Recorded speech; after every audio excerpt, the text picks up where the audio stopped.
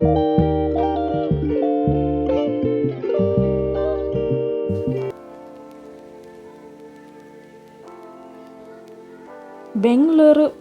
కోట చరిత్రను చూస్తే దీన్ని 1537లో విజయనగర సామ్రాజ్యానికి చెందిన కెంపెగౌడ మట్టితో నిర్మించాడు. తర్వాత హైదర్ అలీ రాతితో బలపరిచి 18వ శతాబ్దంలో టిప్పు సుల్తాన్ అభివృద్ధి చేశాడు. చివరికి బ్రిటిష్ వారు దీన్ని జైలుగా ఉపయోగించారు. ఇది బెంగళూరు నగరానికి పునాది వేసింది. ప్రారంభం నిర్మాణం స్థాపన 1537. విజయనగర సామ్రాజ్యపు భూస్వామి కెంపెగౌడ ఆధునిక బెంగళూరు పునాదిగా మట్టి కోటను నిర్మించారు.